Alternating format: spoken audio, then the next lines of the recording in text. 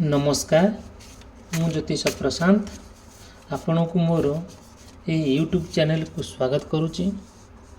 चलतु आज देखिए यही वीडियो माध्यम आपण पार्टनर प्रति आपण जो विश्वास करुले जो अंध भली विश्वास करुले से केमिति आपण दूरे गले केमिति अकस्मात आपण हाथ छाड़ीदे आपण जहाँ कहले भी मन विश्वास आसला ना आउ सी सब आपण को अविश्वासी भाविले जो कहीं अविश्वासी भाविले तांको मन में कौन चली से कहीं आपण को एमती करूँच आउ कहीं आप असुविधार पकाउं मुझे भिडियो डिटेल कहबी आपण आरंभ शेष पर्यंत देखिले आपण कंप्लीट भाव में जानीपारे आपण पार्टनर मन में चली कौन तांकर इमोशन तांकर भल पाइबा तांकर फीलिंग्स कौन आपण अवश्य जानीपारे वीडियो देखिले आउ देखु मुझे कहबी आप आरंभ शेष पर्यंत देखापी केवे भूलिबे ना वीडियो को लाइक करने चैनल को सब्सक्राइब करने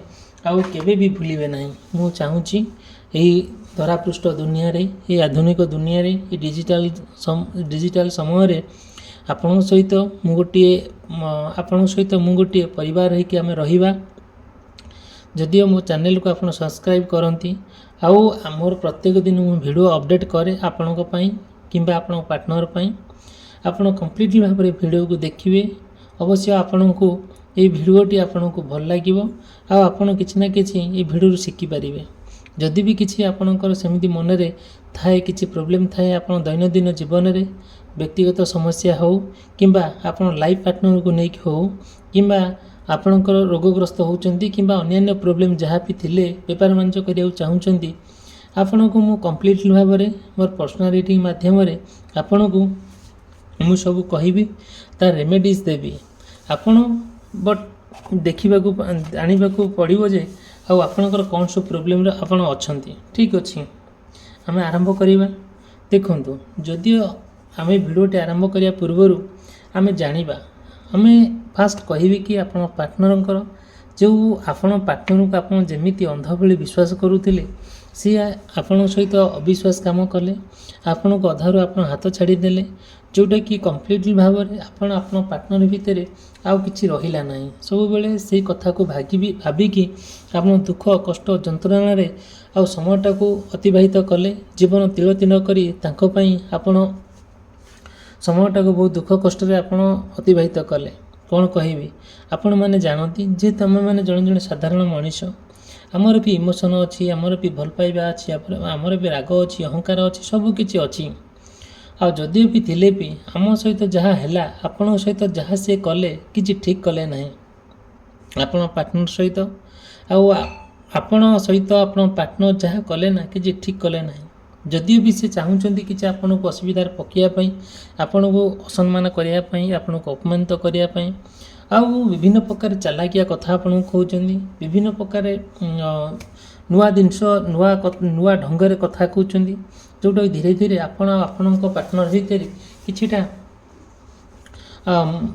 जो फीलिंग्स थिला जो भल पाइबा थिला से सब मौली गलानी से धीरे धीरे से सब मरीगलानी देखो जदियो आपणकर किंबा आपण पार्टनरंकर मेष राशि वृष राशि मिथुन राशि कर्कट राशि सिंह राशि कन्या राशि तुला राशि बिछा राशि धनु राशि मकर राशि कुंभ राशि और मीन राशि होता है यही आपणकर कि पार्टनरंकर गुड़ाई कथा आपण सहित मैच हुए मे भी न पारे जदि भी किसी समस्या थाए मो भिडियो आपण पाखे पहुँचे जदि भी आप किसी जानवा चाहूँगी आपण पार्टनर विषय में मत कंटाक्ट करेंगे मोर पर्सनालिटी माध्यम तार रेमेडीज आपन कहबी ठीक अच्छे चलतु आम स्पेशली आम टॉपिक उपरू जावा जिते बड़े आपण पार्टनर को आपण कंप्लीटली भाव में गोटे अंध भली विश्वास करुले से जो विश्वास से फायदा उठेले आपन कंप्लीटली भाव गोटे ऑप्शन बनईदेले इच्छा है आपण सहित कथा हे इच्छा है आपण सहित कथा हे ना धीरे धीरे आपण को से अवॉइड करने को लगिले धीरे धीरे आपण सहित भितर गोटे संपर्कटा डिस्टेंस होगा लगिला जिते बड़े रिलेशनशिप डिस्टेंस होगा लगिला सेते आपण किसी डिसाइड करि पारले नै कोटा उपयुक्त कोटा अनुपयुक्त तथापि आपण सुंदर भाव में बुझेबा लगिले बुझेला बेलू से भी किसी बुझी पारे ना मन में एत राग एत अहंकार एत ଏତେ ଅଭିମାନ ଯେଉଁଟାକି ଆପଣ ସେ ଜିନିଷ ଟଲରେଟ୍ କରିପାରିଲେ ନାହିଁ। ତଥାପି ଆପଣଙ୍କର ଯାହା ଇଚ୍ଛା ଥିଲା ଆଉ ଯାହା ଆପଣ ମନରେ ଭାବୁଥିଲେ ତାଙ୍କୁ ସବୁ କଥା କହିଲେ, ସେ କିନ୍ତୁ କିଛି ବୁଝିଲେ ନାହିଁ, କିଛି ବୁଝିବା ପାଇଁ ଚେଷ୍ଟା ବି କଲେ ନାହିଁ। ଧୀରେ ଧୀରେ ଆପଣଙ୍କ ସହିତ ଆଉ ଗୋଟେ ଏମିତି ବାଗରେ ବ୍ୟବହାର କଲେ ଯେଉଁଟାକି ଆପଣ ମନ ଛାଡ଼ିଗଲା। ତଥାପି ବି ଆପଣ ନିଜକୁ ବୁଝେଇଲେ ବହୁତ, ଯେଉଁ ତାଙ୍କ ଅହଙ୍କାର ଆଉ ତାଙ୍କ ମନରେ ଯେଉଁ ରାଗ, ଯେଉଁ ହିଂସା ଆଉ ଯେଉଁ ଅଭିମାନ, ସେସବୁ ଜିନିଷଟାକୁ ଆପଣ ବୁଝିଲେ। ତଥାପି ବି ଆପଣ ଭିତରେ ଯେଉଁ ସତ୍ୟତା ଥିଲା, ଯେଉଁ ସପୋର୍ଟିଭ୍ ନେଚର୍ ଥିଲା, ଯେଉଁ ରେସ୍ପନ୍ସିବିଲିଟି ଥିଲା, ଆପଣ ତଥାପି ତାଙ୍କ ସହିତ ଆପଣ ଜଡ଼ିତ ହୋଇକି ସାରା ଜୀବନ ହାତରେ ହାତ ମିଶାଇ, କାନ୍ଧରେ କାନ୍ଧ ମିଶାଇ, ମନରେ ମନ ମିଶାଇ ଆପଣ ସାରା ଜୀବନ ତାଙ୍କ ସହିତ ଅତିବାହିତ କରିଦେବା ପାଇଁ ଆପଣ ମନସ୍ଥ କରୁଛନ୍ତି। ଯାହା ହେଉନା କାହିଁକି ତାଙ୍କର କିଛି ନା କିଛି ଗୁଣ ଆପଣଙ୍କୁ ବହୁତ ଭଲ ଲାଗେ। ସେ ହଜାରେ ଭୁଲ କଲେ ବି ତାଙ୍କର କିଛିଟା ଗୁଣ ପାଇଁ ଆପଣ ତାଙ୍କୁ କ୍ଷମା କରିଦିଅନ୍ତି। ସେଇ ଜିନିଷଟା ପାଇଁ ଆପଣ ତାଙ୍କୁ କେବେ ବି ଭୁଲି ପାରନ୍ତି ନାହିଁ। ସେଇ ସୁବିଧା ସୁଯୋଗର ସେ ଫାଇଦା ଉଠାନ୍ତି, ସବୁବେଳେ ଚେଷ୍ଟା କରନ୍ତି। ଆଉ ବହୁତ ବଡ଼ ବଡ଼ ଜିନିଷ ପାଇଁ ଆପଣ ତାଙ୍କ ପାଇଁ ପୁରା ଆକ୍ସନ୍ ନିଅନ୍ତି। ଯେତେବେଳେ ଆକ୍ସନ୍ ନେଲେ ବି ସୁଦ୍ଧା ସିଏ କ'ଣ କରନ୍ତି, ଆପଣ ରୋକଠୋକ ପୁରା ମନା କରିଦିଅନ୍ତି। ଆଉ ଆପଣ ପ୍ରତ୍ୟେକ ମୁହୂର୍ତ୍ତରେ, ପ୍ରତ୍ୟେକ ଦିନ, ପ୍ରତ୍ୟେକ ସମୟରେ ତାଙ୍କ ସହିତ ଗୋଟେ କିଛି ନା କିଛି ସମୟ ବିତାଇବା ପାଇଁ ଅତି ମନସ୍ଥ କରନ୍ତି, ଡିସାଇଡ଼୍ କରନ୍ତି କିଛି ସେଲିବ୍ରେସନ୍ କରିବା ପାଇଁ, କିମ୍ବା ବାର୍ଥଡ଼େ ହେଉ, କିମ୍ବା କେଉଁଠି ପୂଜା ପର୍ବାଣୀ ହେଉ, କିମ୍ବା କୌଣସି ଯାତ୍ରା ହେଉ କିମ୍ବା ମେଲଣ ହେଉ, ଆପଣ ତାଙ୍କ ସହିତ ବୁଲାବୁଲି କରିବା ପାଇଁ ଚାହାନ୍ତି, କି ତାଙ୍କ ସହିତ ଗୋଟେ କିଛି ସମୟ ମୁହୂର୍ତ୍ତ ବିତାଇବା ପାଇଁ ଚାହାନ୍ତି। ସିଏ ଆପଣଙ୍କୁ ଟାଇମ୍ ଦିଅନ୍ତି ଯେ ଏଇ ଜାଗାରେ ମୁଁ ଯାଇ ପହଞ୍ଚିବି, ଏଇ ଜାଗାରେ, ଏଇ ମନ୍ଦିରରେ, କି ଯେକୌଣସି ଜାଗାରେ ସେ ଗୋଟେ ଟାଇମ୍ ଦିଅନ୍ତି, ଗୋଟେ ପର୍ଟିକୁଲାର ପ୍ଲେସ୍ କୁହନ୍ତି। ଆପଣ ଯାଇ ତାଙ୍କୁ ଘଣ୍ଟା ଘଣ୍ଟା ଅପେକ୍ଷା କରନ୍ତି। ସେ ଅପେକ୍ଷା କରି କରି ଶେଷରେ ଆପଣ ଫେରି ଆସନ୍ତି। ତାଙ୍କର ଦେଖା ଦୃଶ୍ୟ ନଥାଏ, କଲ୍ କଲେ ରିସିଭ୍ କରନ୍ତି ନାହିଁ। ଆପଣ ଅପେକ୍ଷା କରି ବହୁତ ମନ ଦୁଃଖରେ ଫେରନ୍ତି। ଯେତେ ମେସେଜ୍ କଲେ, କଲ୍ କଲେ, ଖବର ଦେଲେ, ତଥାପି ତାଙ୍କର କିଛି ରେସ୍ପନ୍ସିବିଲିଟି ନାହିଁ, କିନ୍ତୁ ରିସିଭ୍ ନାହିଁ, କିଛି ନାହିଁ।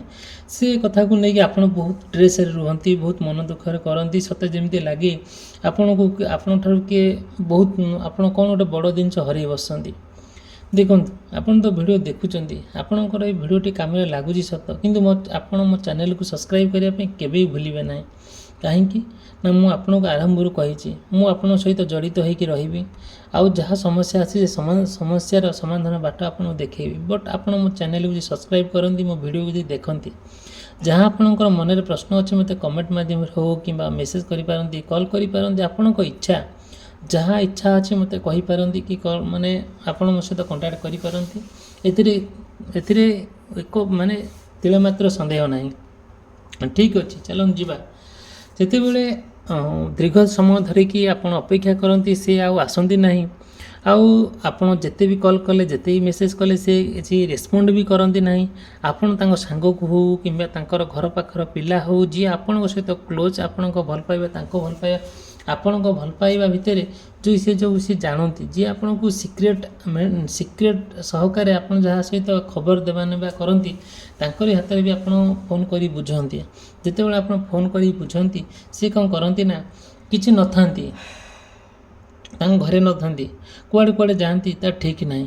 ଯେ ଘରେ କହିକି ଯାଇଥାନ୍ତି ମୁଁ ଏଇଠିକି ଯାଉଛି, ଏଇଠିକି ବୋଲି ନା ଆପଣ ପାଖକୁ ଆସନ୍ତି, ନା ସେ କୁଆଡ଼େ ଯାଆନ୍ତି, ସିଏ ବି ଆପଣ କେମିତି ଜାଣିବେ? ଯେହେତୁ ଆପଣ ଅପେକ୍ଷା କରି ବସନ୍ତି, ଆଉ ସବୁକିଛିର ଯେତେ କଷ୍ଟ ହେଉନା କାହିଁକି ତାଙ୍କୁ ଅପେକ୍ଷା କରି ବସିଥାନ୍ତି ସତ, କିନ୍ତୁ ଆପଣମାନେ ଜାଣନ୍ତି ଅପେକ୍ଷା କେତେ ଯେ କଷ୍ଟ, ଆଉ ସେଟା ଯିଏ ଅପେକ୍ଷା କରିଥିବ ସେ ହିଁ ଜାଣିପାରିବ।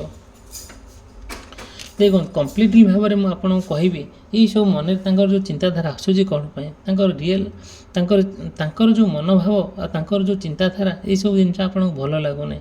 କିଛି ଜିନିଷ ଆପଣ ନୂଆ କରି ତାଙ୍କ ସହିତ ସମୟ ବିତାଇବା ପାଇଁ ଚାହାନ୍ତି। ଆଉ ଯାହା ହେଉନା କାହିଁକି, ଆପଣ ପ୍ରତ୍ୟେକ ଦିନ, ପ୍ରତ୍ୟେକ ମୁହୂର୍ତ୍ତରେ ତାଙ୍କ ସହିତ କିଛି ନୂଆ ରିଲେସନସିପ୍ ଗଠନ କରିବା ପାଇଁ ଚାହାନ୍ତି। ସବୁ ପୁରୁଣା ଜିନିଷକୁ ଭୁଲି ଯାଆନ୍ତି, ଆଉ କିଛି ନୂଆ ଜିନିଷ ତାଙ୍କ ସହିତ ବଣ୍ଡିଙ୍ଗ, ଭଲ ରିଲେସନସିପ୍ ରହୁ, ଏସବୁ ଚିନ୍ତା କରନ୍ତି।